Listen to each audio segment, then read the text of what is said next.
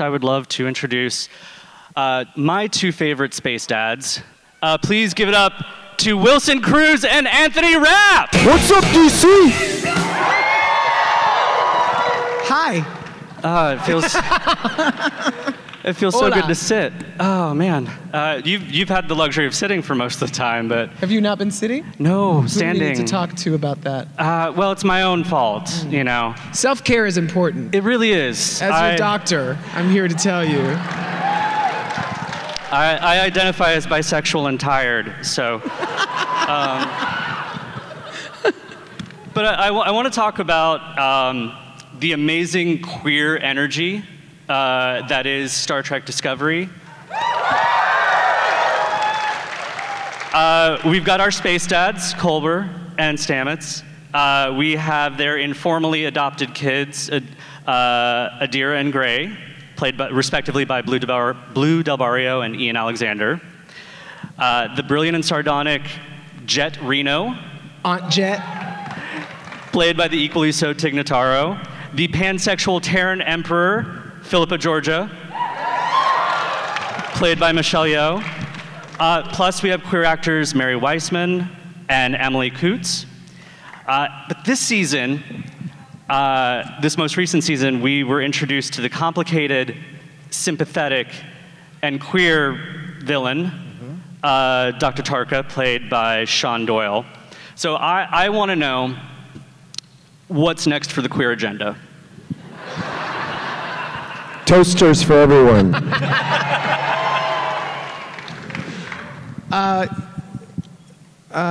Galactic takeover, right? Like, you know. If I had a fan, that would be a thwarp. So Yes. yeah. Is that that's the official verb, or not for the? No, that was a noun. That was a noun, not a verb. Yeah, the onomatopoeia. An onomatopoeia. That was an onomatopoeia. Thorpe.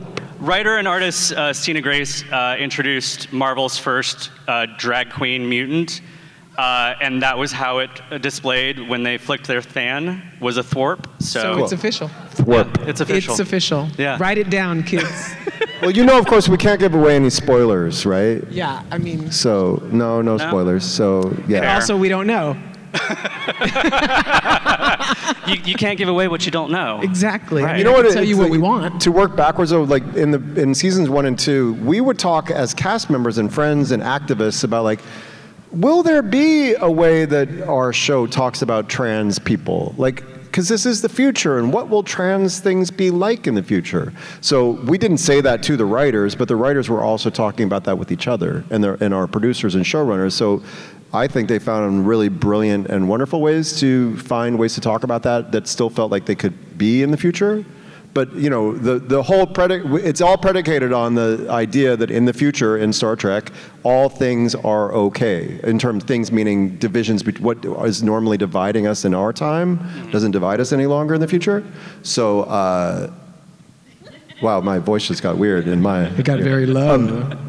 So that we didn't predict that they would do that in the way that they did that. I imagine they're continuing to explore any which way that they can continue to talk about these things in a way that, again, it's not just normalizing it, it's just making it part of the fabric of the lives of our crew and our family in the future. So just speaking it into existence. Sure. Yeah. Speaking about those first two seasons and sort of thinking about back when you first learned that you're going to be part of Star Trek Discovery. What were your feelings about joining such an iconic franchise like Star Trek, but also being the first gay couple? Well, you know, I was a Next Gen kid, right? I grew up watching Next Gen. Yes. And I feel like that show and the original really helped me develop my values, right? The way helped me imagine what I felt or what I wanted to feel about the world that we were creating as a kid. And so then to fast forward 40 years, 30 years, and now to be a part of that franchise was really overwhelming because, you know, I have always had an eye towards the future.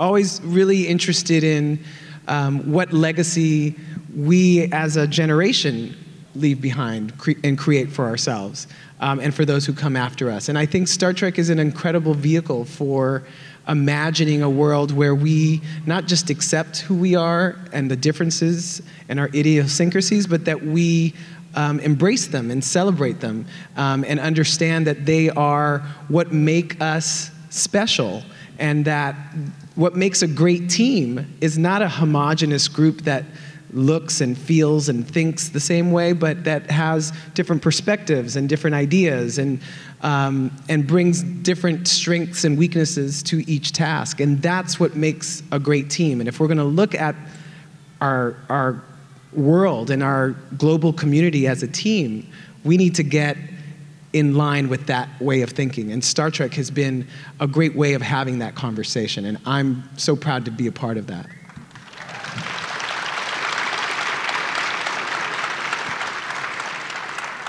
And I've been a geek since I was a little kid, so I never thought of myself being in these things. I always thought I would just be a happy audience member, so I didn't even dare to imagine what it would be like to actually get to do it. So when I got the weird email right before I went to bed one night that included a copy of Sides that would self-destruct, like total space age thing, like you have 12 hours to read and record yourself doing these sides, and then they will disappear off your phone. That was like, it was so mind-blowing that was even, like, do you want to be a part of the new Star Trek?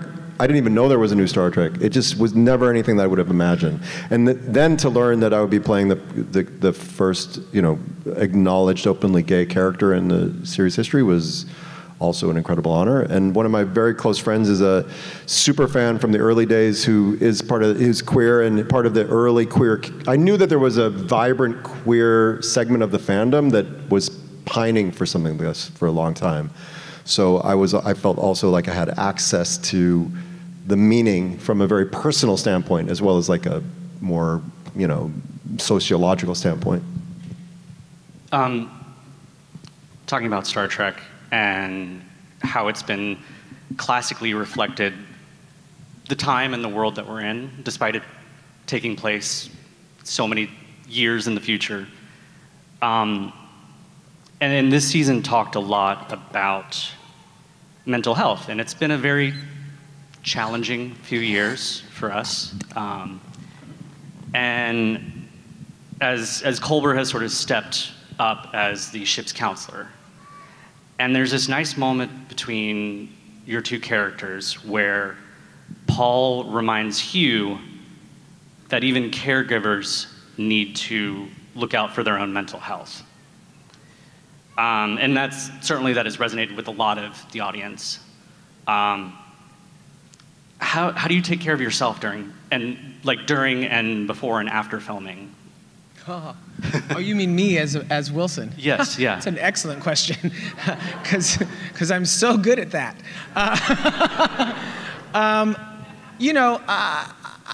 I've gotten better at it, and I have to. Should open up a little. I didn't have a therapist for a while. I had, my therapist retired, and then it took me a while. I got a job, and then I just didn't take the time to get a new one. But it really was this past season of discovery that that inspired me to find one. And I forgot how incredibly healing just having a conversation with someone, saying things out loud to someone else, hearing the words come out of your mouth sometimes when you say something that you've been thinking, on a loop, and then you suddenly say it out loud and you realize just how ridiculous it is. Like the power in that, just talk therapy. I had forgotten how valuable that was. So I have a great therapist. We spoke yesterday. That's why he's so happy. Look how calm I am. But I also, I'm a physical person, and so I do take at least an hour a day for myself physically. It's my meditation, right? Some people walk meditate. I work out meditate. I do, and I have my yoga practice, which is very personal and very rewarding to me on so many levels. So it's how I take care of myself. But, you know, a lot of what was difficult last season was just being apart from the people I love, the people in my family. So one other way that I took care of myself was I moved myself back to New York City to be closer to my family. Thank you. After being in LA for many years. So that I could be closer to my parents in Florida and my brother in New York and closer to work so I can maybe come home every now and then. So my point is that I've prioritized what's important to me, you know, which is my mental health, my physical health, and my close contacts and family and the people that I love. Make sure that I'm being present to them, for them as they are for me. That's how I take care of me.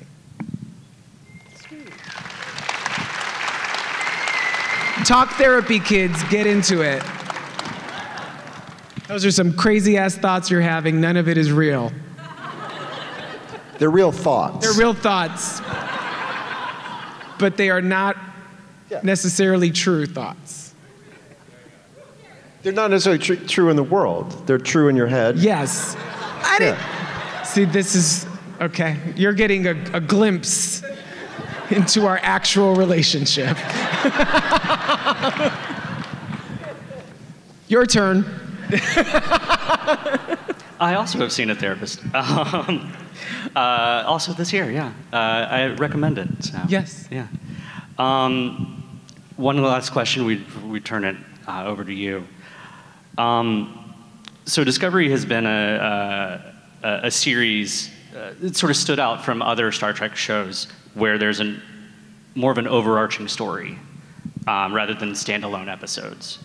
I've enjoyed it, but would you ever want to change the format? Would you, or like have a couple episodes a season that are just sort of very standalone, maybe like a musical episode, or to highlight maybe considerable talents between the two of you? Well, there have been like sort of mini standalone episodes throughout the series, and they're super fun. I mean, I happen to really enjoy the fact that there's continuity though in sort of an arc, at least between characters. So, yeah, a nice balance is cool to be able to do a little bit of both. I feel like this past season actually had a little more of that feeling. There was still the overarching thing, but each episode felt like kind of almost like its little distinct chapter. And it, had a beginning, middle, and end within the episode, and I think we're going to see more of that continuing this season, from what I understand. Yeah, but musical episode, sure. I mean, I think that the powers that be are very aware that there's this like request, but it's not up to us. So it would have already happened. Aware, if it was up to us, it would have happened already. So again, speaking it into existence. Yes, so. Exactly. Yes, yes. Well, let's turn it out. Let's open it up to all of you, as they say. Hello, people. Hello. Let's start to our right, and then we'll move over to our left. So. Get right up in there. I don't think it's on. Somebody can somebody help us? I can yell. Yes. Oh, it's on. I think it's on. It's on. It's okay. Timing is everything. You can't make that shit up. Okay, well, my actual question is, actually kind of have two questions, but they're relatively quick. I was wondering if either of you, I don't like Rent. I concur with Benny, actually. Yes, I know. I'm the terrible Security. person. I know. Shots fired. I know. I am the terrible person that thinks Benny is in the right, and I was just wondering if either of you have matured towards seeing it that way. Wow. Headline, we got a capitalist in here. Actually, no. I work for landlords and I hate them, but way I still to open it up. But in all seriousness, Benny did make them a deal, and he is breaking his deal. He's breaking his deal. He is, but He's breaking his deal, that's all. He's breaking his deal. I'm sorry. Okay. He made a deal, and he's breaking it. Now, there is a universe in which you could say you could renegotiate a deal, but I don't think the way he's doing it in a really, kind of egregious way. I don't think he went about it the right way, but I just don't think that he is the evil person. I'm not saying he's evil. I never said he's evil. I never said he's evil. I don't think anyone ever called him evil. No. but he's you know, anyway, it's complicated. He's a dirtbag, but he wasn't evil. I was also wondering. We could have a whole conversation about how silly it is that we ever think we own anything, but that's a whole other conversation. Well, but also, you know, I think, and I hear what you're saying.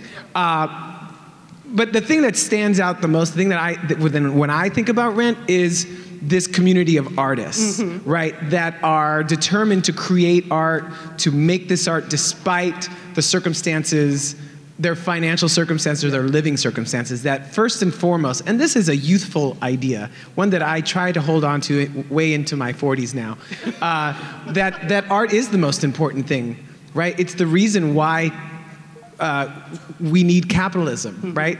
It's why we have a life, some kind of government or society at all, right?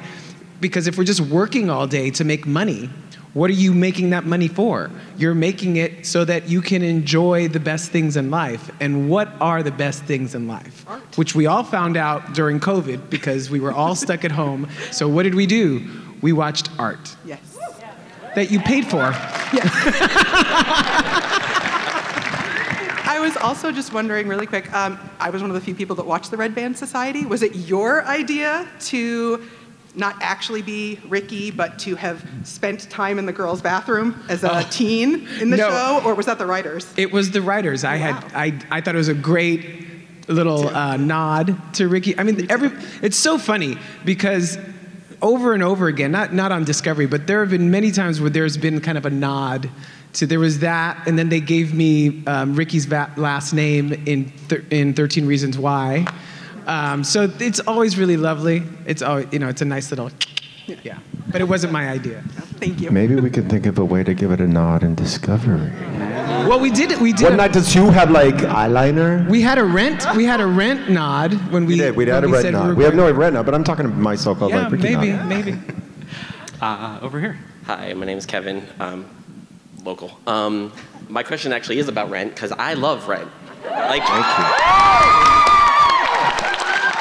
Palate cleanser. This person is correct. Palate cleanser. For me, it was something because I'm gay, and to see you guys do that, and yeah, brings tears to my eyes to think about the things I've been through because what you guys did. But my question is actually, how was it to work with Jonathan Larson, and what was your favorite memory of him? Did you get to see Tick, Tick, Boom? Yes. I really believe like Andrew did a beautiful job capturing kind of spirit essence, you know, of Jonathan, the kind of passion, exuberance, focus, aliveness. That was my experience of Jonathan. Like from the first moment I met him, he was like super engaging. You know, writers can often, in my experience, be, I've worked with some really cool writers who are very friendly, but a lot of times, you know, they're a little more shy. They let their work speak for themselves, and Jonathan certainly let his work speak for himself, but he was also really wanting to be like, create a community. Like Rent really is, it exemplifies this whole ethic that he tried to live his life by. And so he opened his home up to us. He invited me over personally to like, play some of the new songs, talk about the process. We would have lunch together at the Life Cafe. It's hard to pick out the one memory because it all feels like one continuous, I only knew him for a little over a year.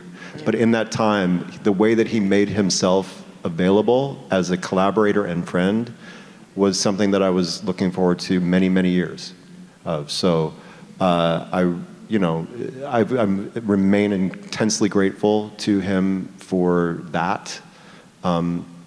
Sharing his heart, his process, his time with me and with all of us. So I'm glad that Tick, Tick, Boom exists for so many reasons, in no small part because I feel like people get a little more of a glimpse of him as a person.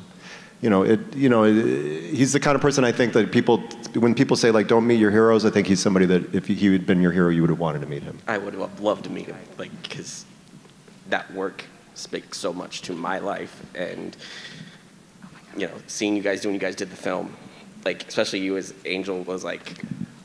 Well, I didn't get to do the movie. Oh, yeah. But thank you. I know, but you did it on stage. Get to see Angel, but knowing that you did that, for me... It was life-altering. Because I've seen you in the stuff before, So-Called Life and all that stuff, and, like, It was life altering. You know, Yeah. I said this a few weeks ago. You know, it would have been very easy for me to have been Ricky Vasquez and that's it. You know, the reason why I feel like I was afforded a career that went beyond my so-called life was because I had the opportunity to do Rent and show people another side of myself. So I owe that show and that experience everything. And all of those people are still in my life. I speak to someone from that cast at least once a day. So, Well. And we did, so he replaced the original Angel on Broadway, and so we got to do the show together for like 3 or 4 weeks. I kind of knew that. And then 25 years later, or not quite 25 years, but you know, almost 25 years later, we got to do this show together. So. I mean, that's what's awesome. Thank and you, I think sir. that's what's gated your relationship so well. yes, no, it's like the easiest thing in the world to make believe you're in love with Anthony Rapp. It's all good. Thank you. Hey, Oh, Kevin. likewise. Simply because you're named Kevin, you get a free pass to FlameCon.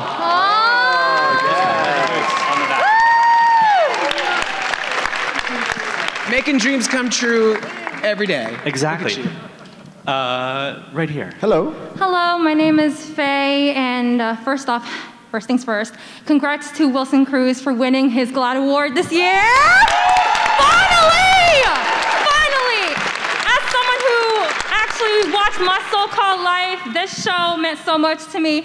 And as someone who's not only a redhead, but also a Trekkie, seeing you two together made my day. Thank you. Literally, I'm Thank literally you. Thank speechless, you. but I might as well say the question first. As much as I've been a fan of Star Trek for a long time, I love the idea of a chosen family, just the family that you bond with, not just the family you were born into. And I feel that that's like the core of what made the series so amazing and so resonant with the queer community. And my question is, how has that idea of a chosen family defined Discovery? Well, I think it's kind of, even before Adira was a part of it and became our, you know, that our family unit, I think that was always been a part of the ethos of the show as a whole. Like, Michael Burnham, she had an adopted family, and then Philippa Georgiou became such a personal mentor that was like a mother figure to her. And then Saru and she had a kind of brother-sister relationship. And you know, like Spock, and Spock, like family has been very much a part of our show the whole time. And then when Adira became, you know, a new character, and then the very real family. So it's always been sort of in the DNA. And then I think our writers became especially excited about this is a particularly queer chosen family that does exemplify something that is the experience for so many people in the queer community in our day and age. Yeah, and I think the show, you know, the show is called Discovery for a reason, right? We're discovering new civilizations and new planets and all of that, but we're also discovering ourselves. And you can't talk about the human experience without talking about family, whether blood or chosen, right? Or both, you know. Sometimes you have to choose your actual family to be in your life, and that's powerful. So I think it's part of the show's DNA to talk about relationships, all kinds of relationships. And so we would be remiss if we didn't talk about it, especially within the queer community, right? That, you know, even in the future, we still need each other. You still need to be with and around people who understand that part of you. You know, without having to explain it. Thank you. You're Live long welcome. and prosper. Oh, Faye? Faye. Don't go, you want a free pass? Thank you. So cute, I can't take it. Hello. Hello, my name's Denise, and pronouns are she, her, and the rest of the wall, and I identify as trans, and I have a therapist too, so thank you. All right. Thank you. So I guess my question is a little bit more on the serious side. You know, where we are today and where Star Trek fits in, it's like every day I read some op-ed that says, oh my God, Star Trek's become woke. and anybody in the queer fandom or been in this community for 30 or so years knows Star Trek has always been woke in one way or the other. Yeah. So my question for the two of you is, we're doing queer representation, we're finding that frontier. Where do you see, especially with New Strange World's last reveal on Wednesday, I'm not going to know spoilers, but go watch it. For me. Oh, reveal. Bisexual came out. All right. That I knew. I had to pause it and rewind it just to make sure. Check it went like that. Anyway, no spoilers. So, anyhow, so where's our next frontier in Star Trek, right? As a community of creators and enjoyers art for consumption, right? Where do we go next? Where's that franchise going to take our community we live in that vision? I mean, I think there's still a lot of sort of trans and gender queer stuff that hasn't really been fully explored. So there's that, I think, is part of it. Beyond that, I'm not exactly sure. I think there's always more, like Star Trek has done a beautiful job of using culture and language and ideas like that to explore, to use alien races or alien cultures as ways to explore our own, hold up a mirror. So I think that's always really exciting. So I'm not exactly sure beyond that at the moment, honestly. Yeah. I think you're right. I think it's hard to say, but I do think that, Star Trek is always a reflection of the times in which it's being made.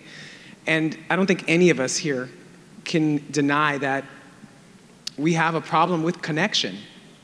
We are disconnected from each other. Given the 2 years that we've been through, given the politics and how divisive so many issues can be right now, I think Star Trek, especially our show,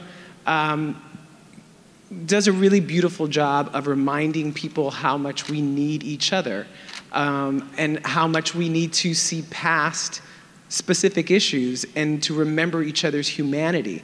I think we forget that. I think we forget when we meet someone or we don't understand someone or someone's life is foreign to us, that in the end we're just talking to another human being who lives and breathes and bleeds and dies and is born and creates and marries and loves just like everybody else. And if we remind each other of that, perhaps we can get past these individual issues.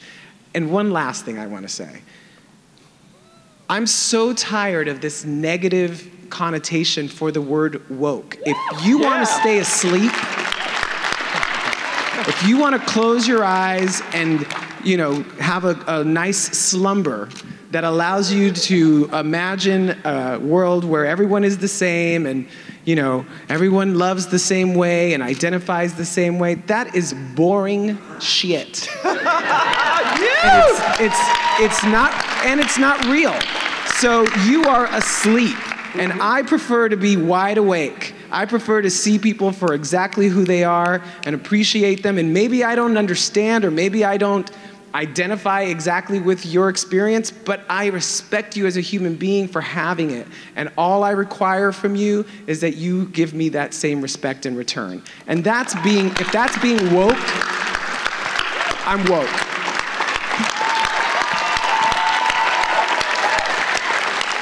Thank you, and welcome back to New York. Thank you. Thank you, honey. You get a free pass. Just stop by the Geeks Out booth on the back. I love your t-shirt. That's a good t-shirt. Oh, thank you. His t-shirt says "My So-Called Life." For those people who can't see it, it says "My So-Called Life." And that is badass shirt. That is an old shirt because you cannot get that shirt unless it's like being sold on eBay somewhere because they don't even make those anymore. I bought it 20-some years ago with this moment in mind. Oh my God. Thank you. Well, I'm a Star Trek fan, Discovery fan, and the only thing that would keep me from taking this opportunity to ask about Star Trek is to ask you, Wilson, about My So-Called Life. And I have a million questions. I'll just pick one. Did you ever have your own theory or headcanon about how Ricky and Rayanne met and became friends? Oh, that's a great question. Yeah, I mean, I remember that I wrote, I like to create backstories for all of my stuff, and you're taking me back 30 years, so I'm trying to remember. But I do remember having a feeling that they met in class, right? Probably in class that they ditched together. But I have a feeling that, I saved her in some way during class, and then we just kind of ditched that class from then on and became friends. Because I was always saving her from something, and you know what I mean? I was always rescuing her from herself in one way or another. And I think Ricky, in many ways, was a caretaker at heart, right? He was the one who just needed someone to take care of because nobody was willing to take care of him. That was his love language. And Rayanne was begging to be taken care of. You know what I mean? So I think it was something like that. I think they met in class and he wanted to take care of her somehow. She was a mess. Well, thank you both for coming to Washington. My pleasure. Thank you. Thank you. I loved hearing that question because I was a big fan of that show. So thank you for that. Yeah. I learned something. I hadn't thought about that in a long time, but yeah. Oh, I'm too little. Right over here. All right, so my question's for Anthony, and Rent, a very magical and emotional show, and I heard that the very first opening night of Rent, it was a table read, and I was wondering, at what point did you all decide to actually put on a show? So yeah, the circumstances of that were that we had had our dress rehearsal the night before, and a dress rehearsal and the process is when you've been rehearsing just for yourselves, and then you invite a group of people who are usually colleagues, friends, family, where you run through the show top to bottom with all your technical things, with sound, lights, costumes, everything. So they're not paying to be there, they're invited, but you really get to do the performance. And that was the performance that Jonathan Larson was alive to see. And it went really, really well. Like friends of mine were there, they were blown away. And then that night he went home and he died on his kitchen floor, very suddenly of an aneurysm that he was 35 years old. So the next day we gathered together, we were supposed to do our first public performance, but that seemed crazy to do. So we canceled the performance, but it also seemed crazy to leave the theater silent. So what we decided to do was a sing-through of the score to fill this theater with his music, but not worry about all the technical things, because it was that we just didn't want to have to pay it, it's still kind of like rough, and because we were kind of, grieving and we just didn't want to, it could be dangerous even. So we just decided we would just sit at the tables and sing through the score. And then the theater was then filled with other, his parents were there, friends, colleagues, and it was incredibly emotional. But so we were doing it full out, but just sitting there. But by the end of Act 1, La Vie Bohème sort of takes place at the restaurant, and at a certain point, I got up on the table, and everybody joined me. We danced on the tables, and in the sing-through, it just seemed like I had to do that. There was no kind of holding back. So got up on the table, started singing through, and then but from that point, Act 2 is a little simpler, technically. So we were like, let's just do the Act 2 fully. So then Act 2, we came out the very top, lined up at the edge of the stage for Seasons of Love, did the whole thing. So it was a very organic, natural thing that happened in the course of it. But the show itself is so much about, in the face of tragedy, in the face of loss, you still keep living. You don't ignore it, you don't say it's not happening, you don't pretend like it's not happening, you say it, you include it. And that's sort of the experience that we all had as performers that night. Thank you. Thank you. I love that it was La Vie Bohème that got it going, because that is such a celebration of life and of ancestors, of artists. So it seems so appropriate. Makes me want to cry. Hello. Right here. Oh, I'm too little. Oh, okay. You're perfect. You're not too little. You are the Perfect. size you are. Hi, I'm Carlene. I'm from Alexandria. And my question is for Anthony. I'm an avid knitter, and you wore a fabulous scarf in Rent. One question, actually two. Did you get to keep it? And who made it? Did I get to keep it? I don't know if I got to keep it, but I kept it. I would have too. That thing is fabulous. It has a big hole in it now. I mean, because that original scarf was, I think that our costume designer found it just at a thrift store. Oh. Yeah, so it was really like a weird thin, I think maybe rayon or polyester. It was really kind of, she always liked that it looked kind of like skimpy and sad. in the years after that, they made a choice to actually knit the newer versions a little bigger and longer. I don't know why, but they did. But my original one is kind of like a little bit sad, but in a good way. But I do have it. It's tucked away in my closet. No one will ever probably, it's very protected. Maybe I'll give it to a museum someday. I don't know. We'll see. But did that answer your question? Sorry. Yes, and thank you for coming. Oh, my pleasure. Thank you. Thank you. It's not sad. It's lived in. It's lived in. But it's a sad as far as like scarf. It's not like exactly the warm. It wouldn't keep you warm, really. It's emotionally warm. Yeah, sure. Yeah. Hi, my name is Megan. I'm from here originally, and as you can tell, I love Rent. Rent T-shirt. This is from the 25th anniversary tour. Cool. And I've absolutely loved Rent since I first saw it in 8th grade, and it completely changed my view of the world because that was really the first time I had seen queer representation anywhere. And it completely shaped who I am today, basically. It's my favorite musical. I've always wanted to play Mark. All right. But I'm a girl, so I cannot. No, that's not true. There's gender bent performances. I've met several now. Yes, people but who've Mark done has it. always been my dream role. Yep. And I was wondering what your two favorite musicals are besides Rent, and why. Modern musicals, Hamilton. Classic musicals, probably Gypsy. Why? Because in Gypsy, if you heard songs from Gypsy, you're like, oh, that's kind of a cool musical theater song. If you see the songs in context, the story of Gypsy is so rich and complicated. And then that song, Everything's Coming Up Roses, when you see it in context, you're like, oh, that's kind of really messed up.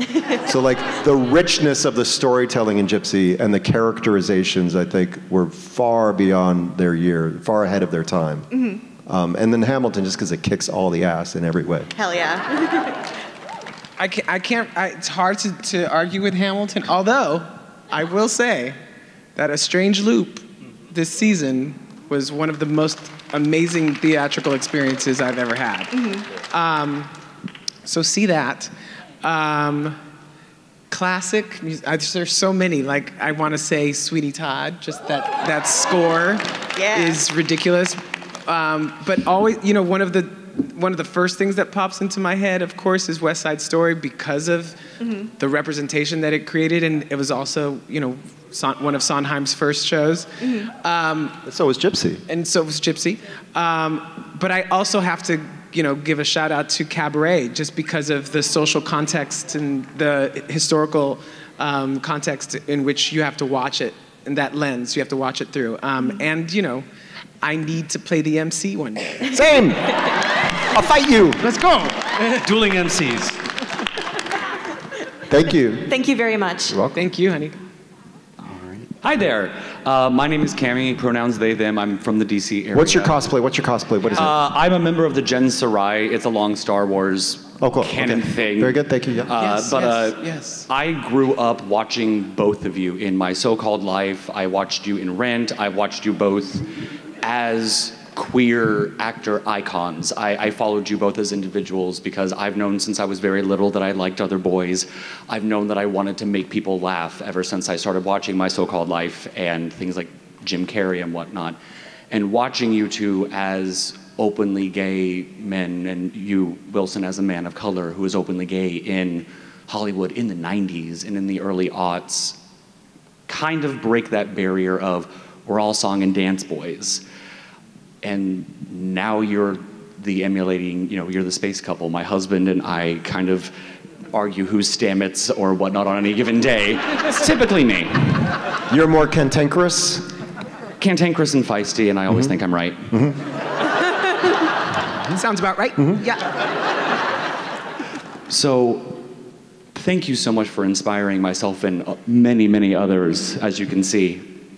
What was the piece of advice when you were 18, 19, 20, younger gay actor going into the business? What is a piece of advice that you would have wanted an elder gay to give you to help you navigate your life, not only as a queer person, but as a queer actor?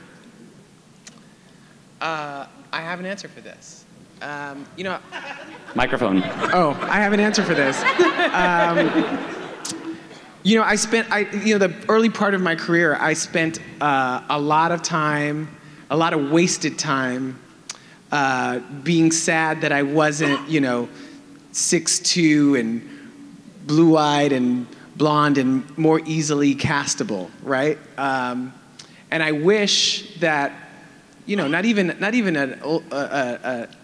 a mentor. I wish that I could go back and talk to him and just say, all of those things that you fear make you different, all of those idiosyncrasies that you think make you odd are really all of the things that make you special, that make you stand out, that make you exactly who you are, that allow you to bring something specific that no one else can bring. And I wish I had understood that instead of wasting so much time and energy trying to be something that I could never be. It wasn't even a possibility. That's wasted time.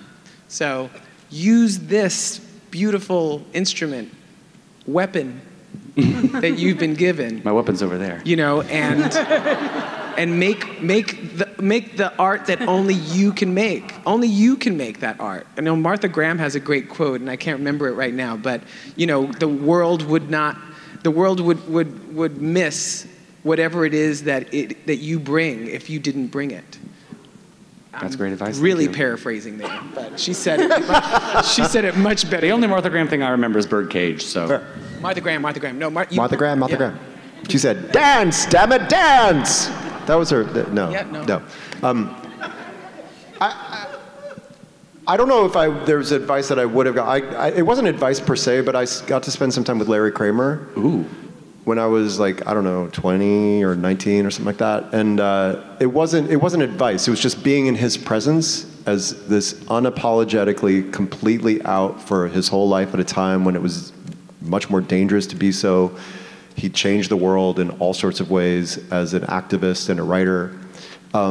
Just being in his presence was, in a way, all the advice, so to speak, I needed, which was evidence that you had to live a life that was demanded to be fully visible.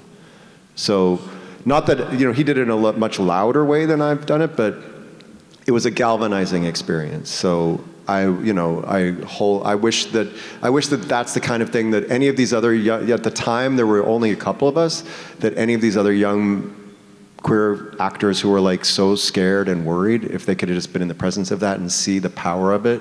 Ian McKellen talks about when he was in the closet publicly, and then when he came out, he became a better actor. Because the more access you have to yourself, the more you're going to be able to be a brilliant artist. So anyway, it's anybody who would encourage the people who are still afraid.